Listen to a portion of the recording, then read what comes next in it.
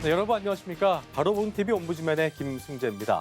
이번 주 역시 국민의 눈과 귀는 헌법재판소를 향했습니다. 7차와 8차 변론이 마무리되면서 대통령 탄핵 심판도 막바지를 향하고 있는데요. 바로 본 TV 옴부즈맨 먼저 지난주 주요 뉴스로 문을 활짝 열겠습니다.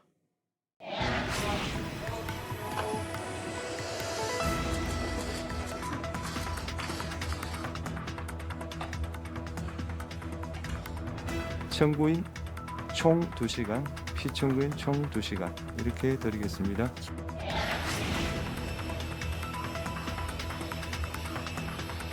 Coming into the United States is going to have a 25% tariff.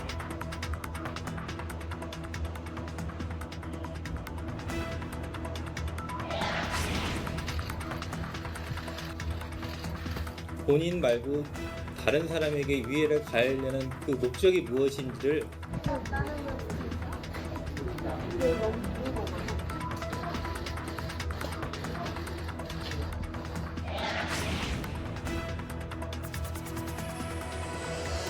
매물에 대한 잠김이라든지 주민에 대한 생활 불편들이 상당히 많고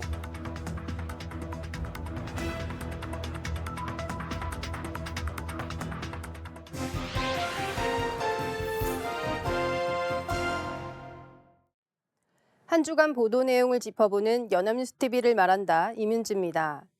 최근 벌어진 초등학생 사망 사건으로 놀라신 분들 많으실 텐데요. 연합뉴스TV에서 정리하여 보도한 내용 살펴보겠습니다. 대전의 한 초등학교에서 8살 아이가 흉기에 찔린 채 발견되었습니다. 아이는 심폐소생술을 받으며 병원으로 옮겨졌지만 끝내 숨졌습니다. 학부모는 아이가 돌봄교실이 끝났음에도 학교에서 내려오지 않고 전화를 받지 않자 실종 신고 후 경찰과 함께 학교 주변을 수색하여 아이를 발견했습니다. 용의자는 40대 여교사 A씨로 밝혀졌습니다. A씨는 우울증을 앓았고 휴직을 했다가 지난해 복직한 교사로 알려졌습니다. A씨는 사건이 있기 전에도 학교 내에서 문제 행동을 일으킨 것으로 전해졌습니다. 다만 교육청과 학교 측에서는 A씨를 수업을 맡기지 않는 등의 조치만 취한 것으로 확인됐습니다.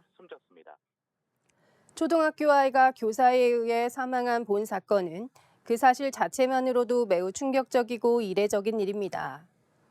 그래서인지 사건의 진상규명이나 해결 방안보다는 자극적인 부분에 주목하는 일부 언론의 보도들이 눈에 띄었는데요. 특정 직군이나 질환, 용의자의 성별이나 연령 등을 과도하게 강조한 보도였습니다. 반면 본 보도는 사실 위주의 사건 내용을 잘 정리하여 전하면서 적절하게 용의자 정보를 전했습니다. 또한 용의자로 지목된 교사의 과거 이상행동 내용과 그에 따른 학교 측의 조치에 대해서도 간략하게 전했고 아이의 실종 신고와 수색 과정에 대해서도 전하여 향후 대책 마련을 위한 기반을 마련했다고 생각합니다. 다음은 어선 사고에 대해 보도한 뉴스14 살펴보겠습니다. 정부가 지난해 어선 안전대책을 마련해 시행해 왔으나 어선 사고 사망 실종자는 오히려 증가한 걸로 나타났습니다. 해양수산부에 따르면 어선 전복과 침몰 등으로 인한 사망 실종자는 2023년 78명에서 지난해 119명으로 52% 늘었습니다.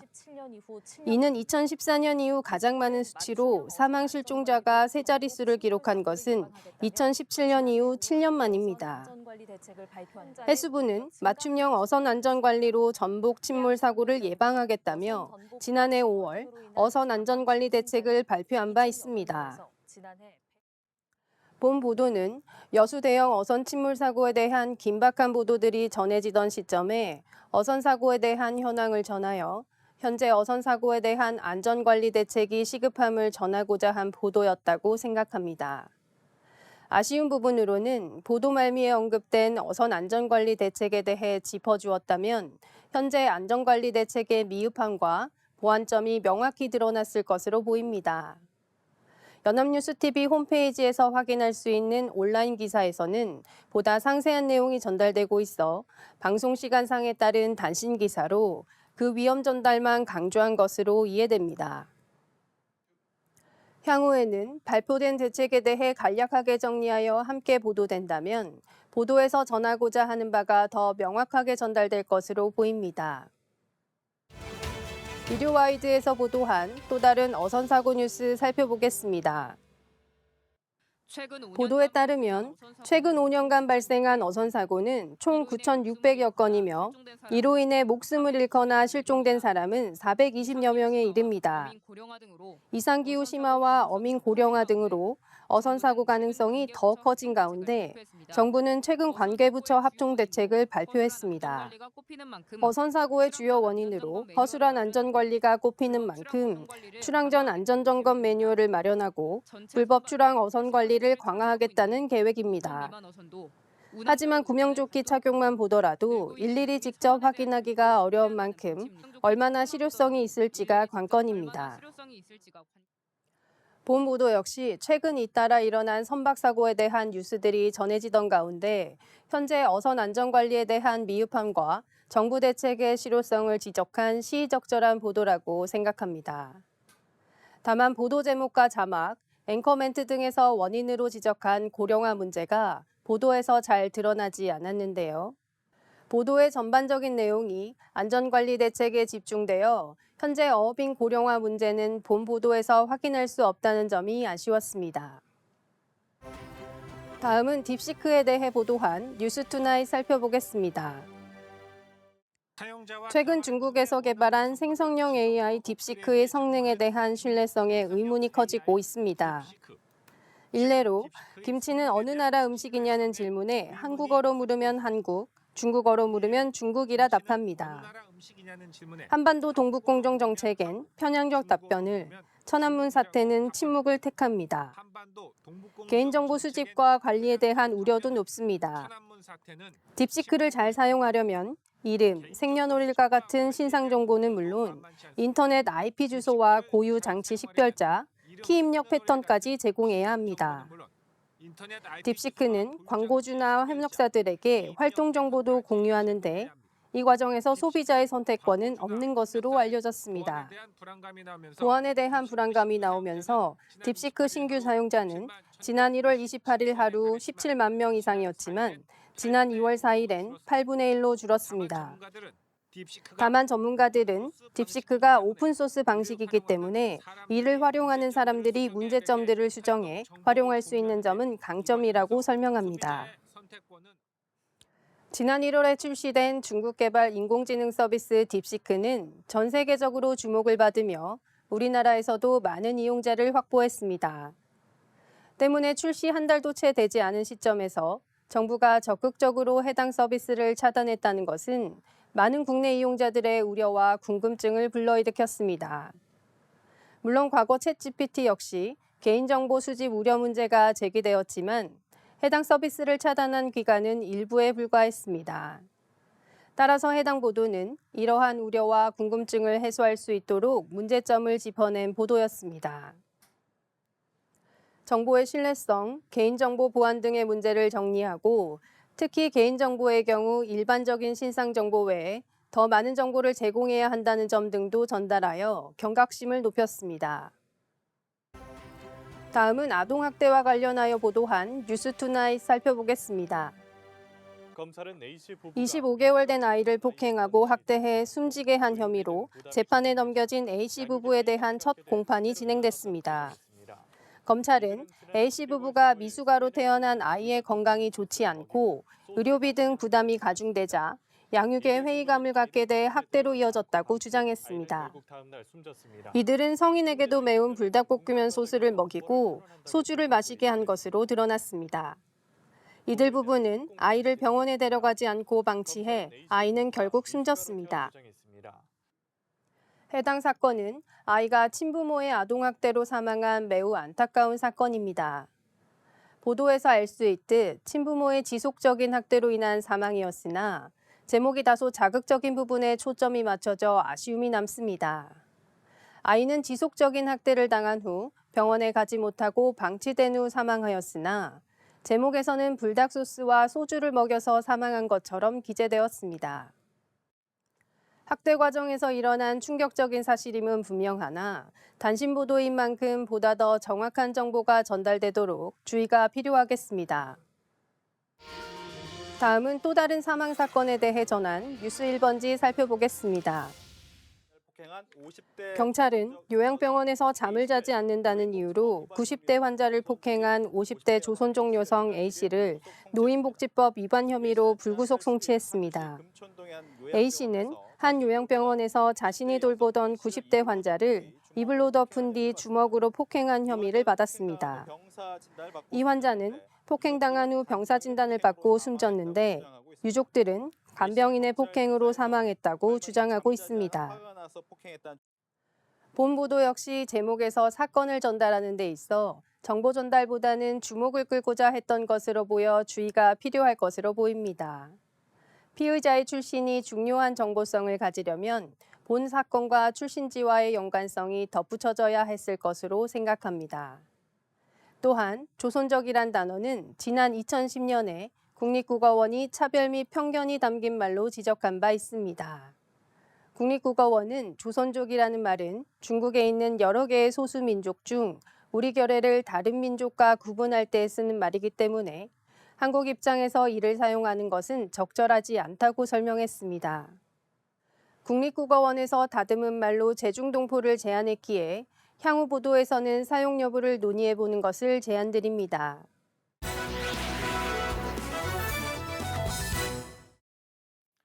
네, 이번 시간은 주말에 방영되는 제작 프로그램을 대학생의 시선으로 분석 및 평가해보는 시간이죠. 캠퍼스 TV 리포트입니다. 이번 주에는 동국대학교 김영빈 학생과 함께하겠습니다. 어서 오십시오. 네, 안녕하세요. 네, 자, 영빈 학생 지난주 어떤 프로그램 모니터링했습니까?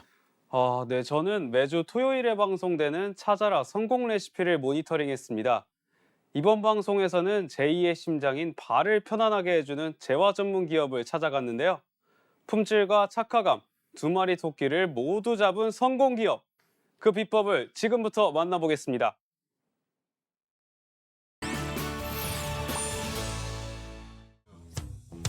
아니, 언제까지 신발만 확인하시나요? 방송은 재화 전문 기업의 대표 김원길 씨의 모습을 보여주며 시작합니다. 거울 앞에 서서 헤어스타일부터 옷차림, 신발까지 확인합니다. 그런데 어쩐지 신발만 계속해서 바꿔 신는데요. 그는 왜 신발만 계속 갈아 신는 것일까요? 계속 신어보는 신발들은 원길 씨가 새로 개발한 신발들이라고 합니다. 활동하는데 불편함이 없는지. 빠르게 변화하는 신발 트렌드 속에서 변치 않고 강조되는 것이 하나 있습니다. 바로 편안함인데요. 아무리 디자인이 멋있어도 불편하다면 손이 가지 않기 마련입니다. 신발의 본질 편안함에 집중한 컴포트화가 효도 신발 이미지를 벗고 신발 산업의 주연으로 떠오르고 있습니다. 컴포트화 업계를 앞장서 이끄는 성공 기업을 만나러 경기도 고양시를 찾았습니다. 이곳은 1994년부터 편안한 구두를 추구하는 재화기업으로 출발했는데요. 공장 안에서 일하시는 분들에게서 장인의 포스가 느껴졌습니다. 막내가 30년, 나머지 분들은 모두 40년 이상의 경력자로 신발장인 어벤져스가 모여있는 셈입니다. 그때 그들을 매서운 눈빛으로 바라보는 사람이 등장합니다. 신발 공정 과정을 직접 꼼꼼히 검수하는데 표정이 심상치 않습니다. 너무 땡기는 거 아니야? 신발에 문제가 생겼는지 바로 공장장을 찾습니다. 이거 왜 이래 이거? 그 이유는 바로 처음과 비교했을 때 신발 안에 들어가는 스폰지의 두께가 너무 두꺼워졌다는 것인데요. 원길 씨는 어렸을 때부터 구두 기술을 배워 전국 기능대회 재화 부문에서 입상한 실력파입니다.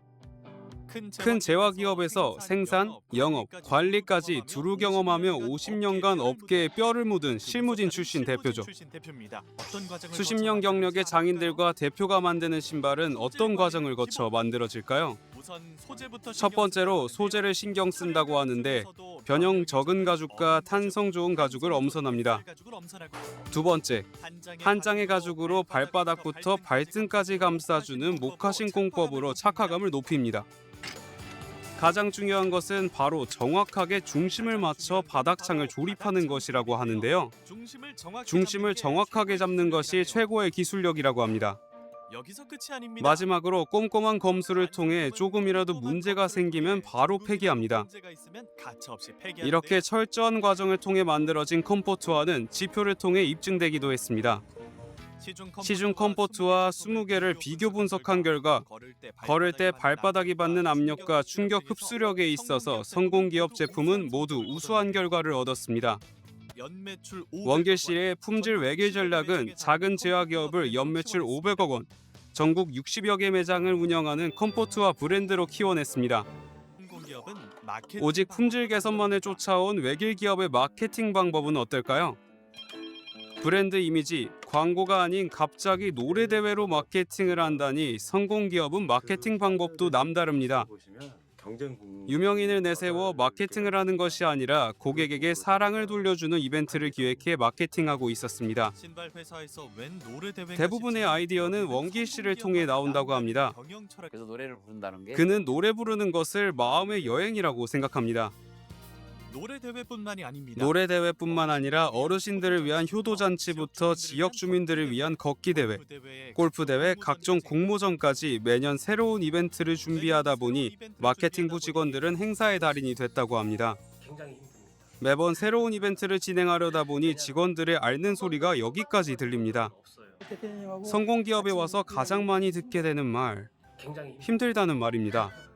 모든 직원들이 입을 모아 힘들다고 말하지만 대부분의 직원이 장기 근속을 하는 데에는 이유가 있어 보입니다.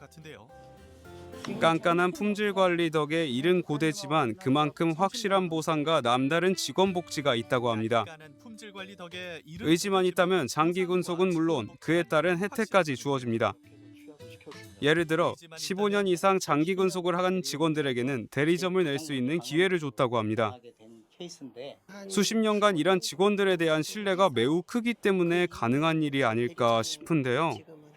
그 실력 한번 볼까요? 그렇다면 이처럼 장기 근속한 직원들은 과연 신발에 대해 얼마나 잘 알고 있을까요? 첫 번째 대결은 촉감만으로 어떤 가죽인지 알아맞추는 것입니다. 공정한 대결을 위해 모두 안대를 착용하고 한 명씩 가죽을 만져보기 시작합니다. 모두가 답이 갈릴 만큼 어려운 문제. 김현정 디자이너가 모두 맞추면서 이번 라운드 승리를 가져갑니다.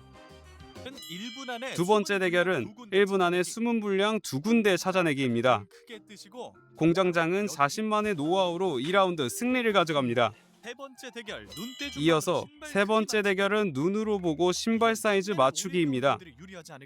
4개의 신발 중 2개의 사이즈를 맞춘 김현정 디자이너와 김현진 공장장이 승리를 가져가며 최종 우승자로 선정됩니다. 직원의 성장이 곧 회사의 성장이라고 여기는 원길 씨는 직원 키우기에 진심입니다. 업무 시간 MZ 직원들을 불러 모으기 시작합니다. 굿모닝으로 반갑게 인사하며 그들에게 진심 어린 조언들을 쏟아냅니다. 꿈이 무엇인지, 소중한 미래를 위해서 준비하고 있는 것이 있는지 직원들에 대한 관심과 애정만큼 시간이 길어질 때도 있다고 합니다. 대표님의 진심만큼은 직원들도 느끼고 있습니다. 좋은 상품은 반드시 통한다는 믿음으로 30여 년간 달려온 원길 씨는 오늘도 더 편안한 신발을 위한 노력을 멈추지 않고 있습니다. 내가 세상에 제일 좋은 구두를 세상에서 가장 좋은 구두를 만들고 있다는 자부심을 가진 그의 모습은 너무나도 빛나고 있습니다. 세상을 더 좋은 곳으로 이끄는 신발을 만들고 있다는 그의 노력을 조명하면서 방송은 마무리됩니다. 서로 만나면 인사하면서 인사를 만들자 그래가지고. 네, 모니터링 내용 잘 봤습니다. 영민 학생 이번 찾아라 성공 레시피 보면서 어떤 점이 가장 와닿고 인상 깊었습니까? 네, 저는 김원길 대표의 마케팅 방법이 가장 인상 깊었습니다. 유명인을 내세워 브랜드를 홍보하는 것이 아닌 세상에 자신의 이익을 환원하며 고객을 위한 이벤트를 하는 모습이 남달랐는데요. 자신이 지금까지 성공할 수 있었던 이유는 세상 덕분이며 이에 보답하고 사는 것이 세상에 대한 도리라고 말하는 모습이 그가 지금의 자리에 서 있는 이유이지 않을까 생각했습니다. 네. 자신의 실력에 대해 자만하지 않고 끊임없이 노력하며 세상을 더 좋은 곳으로 이끄는 모습을 보면서 스스로 동기부여가 되는 뜻깊은 시간이었습니다. 네, 좋은 의견까지 잘 들어봤습니다. 지금까지 동국대학교 김영빈 학생과 함께했습니다. 수고하셨습니다. 네, 수고하셨습니다.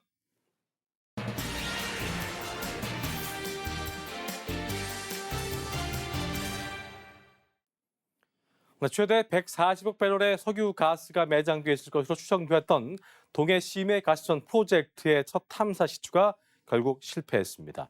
지난해 6월이었죠. 대통령이 직접 대국민 회견에 나서면서 기대감을 키웠습니다만 더 파볼 필요가 없다는 것이 정부의 잠정 결론이었는데요.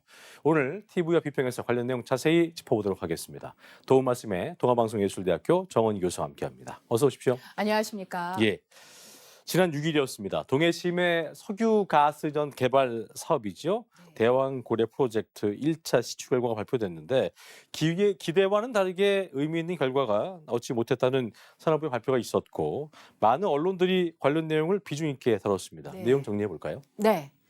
윤석열 대통령이 지난해 6월 직접 대국민 브리핑을 하며 밝힌 이 영일만 석유 가스 탐사 시추 대왕고래 프로젝트 1차 시추 결과 경제성 확보가 어렵다는 판단이 정부에서 나왔습니다. 예. 산업통상자원부 고위 관계자는 지난 6일 대왕고래 1차 시추 결과를 브리핑하는 자리에서 가스 지구가 일부 있었음을 확인을 했으나 규모가 유의미한 수준이 아니어서 경제성을 확보할 수 있는 수준이 아니었다고 말했습니다.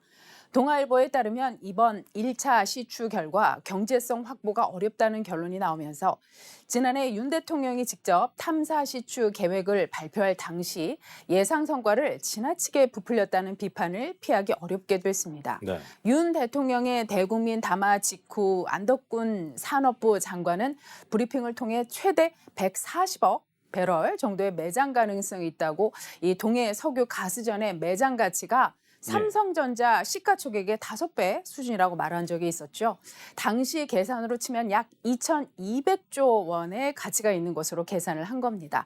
그러나 이번 발표에서 산업부 측은 첫 발표는 생각하지 못한 정무적 영향이 개입되는 과정에서 비유가 많이 부각됐다며 의도하지 않았지만 그런 결과가 나온 데 대해 죄송하다라고 사과를 했습니다. 이에 대해 조선일보는 경제성 없다. 대왕고래 첫 시추는 실패라고 보도를 했고 중앙일보 역시 윤이 직접 발표한 대왕고래 결국 좌초, 산업부 경제성 없다라고 보도했습니다. 여기에 추가 시추 가능성을 언급했습니다. 대체로 보수 언론은 이러한 논조가 이어졌고 MBC도 대왕고래 1차 탐사 시추 결과 발표 경제성 있다고 보기 어렵다라고 보도하고 JTBC도 윤 대통령 직접 발표했던 대왕고래 시추 한 번의 물거품이라고 보도했습니다. 언론들 중에는요, 이 추가 시추 가능성에 대한 긍정 보도를 한 언론들과 추가 시추 가능성에 대해 부정적 혹은 크게 다루지 않은 언론들로 나뉘어졌습니다. 그랬군요. 이번 탐사 시추의 어떤 최종 분석 결과의 경우에는 오는 8월쯤에 나올 예정입니다만 산업부가 이례적으로 신속하게 1차 발표를 진행한 것인데 그러면서 사실상 실패 인정을 한 보도에 대해서는 해명 자료를 내놓고 반발을 하기도 했는데요. 이 같은 정부의 입장에 대해서 여러 해석이 좀 나오고 있는 것 같습니다. 관련 내용 정리해 보죠. 네, 먼저 해명 내용을 보겠습니다. KBS의 보도에 따르면 안덕근 산업부 장관은 지난 7일 이 KBS에 출연해서 경제성이 있을 정도로 판단되려면 상당히 농도 짙은 가스 등이 시추돼야 하는데 지금 단계에서 그렇지는 않아 경제성이 없다고 발표하게 됐다고 설명했습니다. 대왕고래 부조 시추가 완전히 종결된 것이냐는 질문에는 단정적으로 말하기 어렵고 결과를 보면 다른 구조와 다르게 넓게 퍼져 있다면서 분석 결과에 따라 만일 구조가 분리돼 있다고 판단되면 분리된 구조도 다시 탐사해야 할 가능성이 있다고 말했습니다. 조선비즈의 보도에 따르면 산업부 고위 관계자가 언급한 정무적 영향이 개입되는 과정이라는 표현을 두고 4월 총선 패배 이후 국정 동력을 확보하기 위한 정무적 판단으로 대왕고래 프로젝트를 발표했다는 걸 인정하는 것이라는 해석이 나왔습니다. 논란이 커지자 산업부는 삼성전자 시총을 예시로 설명을 했으나 의도와는 다르게 정치권에서 해당 발언이 정무적으로 활용이 되면서 논란이 된 것의 유명을 표명한 것이라고 해명을 했습니다. 야당에선 이번 1차 시추 결과에 대해 허술한 검증, 과대 포장된 전망, 그리고 정치적 이벤트로 변질된 석유 개발 산업의 참담한 현실이었다라고 했고요. 여당에서는 추가적인 시추가 필요하다는 입장입니다. 일요신문은 산업부가 이러지도 저러지도 못하는 분위기라고 전했는데요. 경제성 없음 발표와 동시에 대왕고래 추가 시추는 중단, 남은 6개의 유망구 탐사 조사를 지속할 계획이었지만 흔들리고 있다고 언급을 했습니다. 예. 추가 시추가 필요하다는 국민의힘 의원들의 발언 뒤 산업부는 오늘 5, 6월쯤 발표할 정밀 분석 결과가 기존 유망성 평가에 반영될 경우 후속 시추의 필요성이 더욱 커질 수 있다며 추가 시추 여지를 남겼습니다. 그렇군요. 가장 가능성이 높았던 대왕고래 구조에서 의미 있는 결과를 얻지 못했고 예산까지 또 전액 삭감이 되면서 네. 추가 시추 가능성도 불투명해진 상황인데 네. 정부 입장은 계속 유지하겠다는 입장인 것 같아요. 해외 투자 유치를 하겠다는 계획을 밝히기도 했습니다.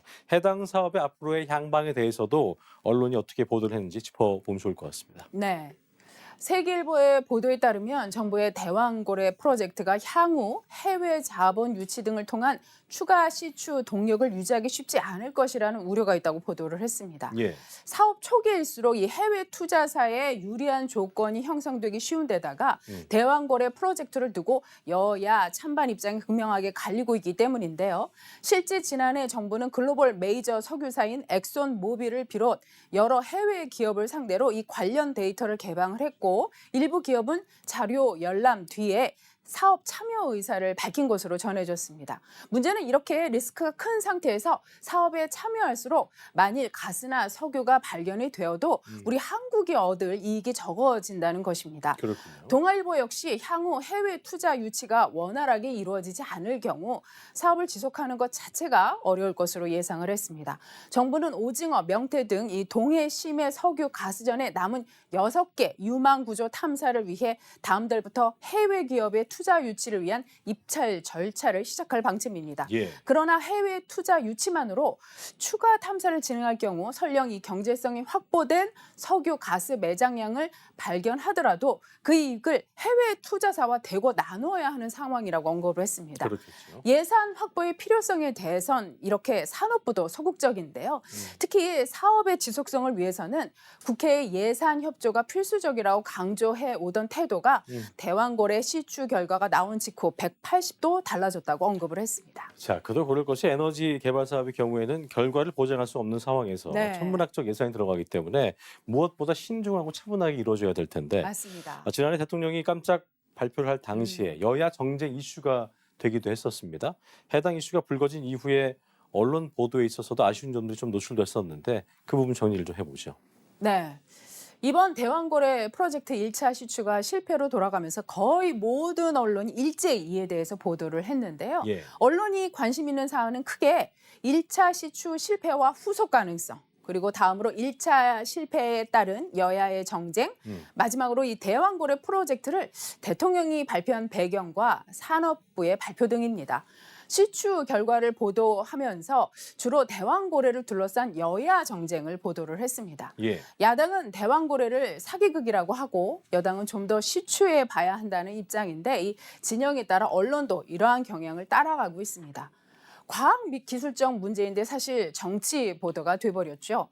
대왕고래 프로젝트는 더 면밀한 검증 과정과 탐색이 필요했던 만큼 대통령의 발표가 있었기에 이 과정상에 엿볼 수 있었던 정치적 이슈에 언론이 민감할 수 있습니다.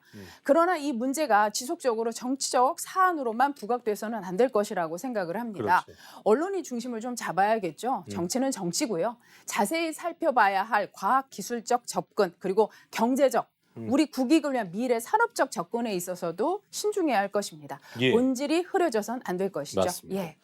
추가 탐사를 놓고 여전히 많은 의견들이 나오고 있는 상황인데 언론의 역할이 무엇보다 중요해 보이는 시점 네. 같습니다. 끝으로 한 말씀 듣고 마무리하겠습니다. 네. 앞서 말씀드렸듯이 언론들이 더욱 보도에 신중을 기해야 할 것 같습니다. 예. 기계적 중립이 아닌 사안을 정확하게 바라보는 시각이 필요하다고 생각됩니다.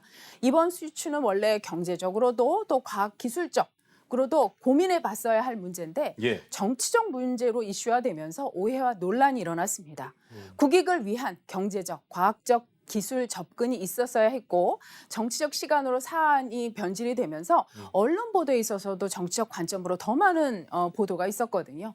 경제적, 과학기술적, 미래 산업적 시각으로 이 사안을 바라보고 국익적인 면에서 전문가 의견, 학술 자료, 해외 사례 등을 살펴서 객관적이고 냉철한 시각에서 이 사안을 바라보길 바랍니다.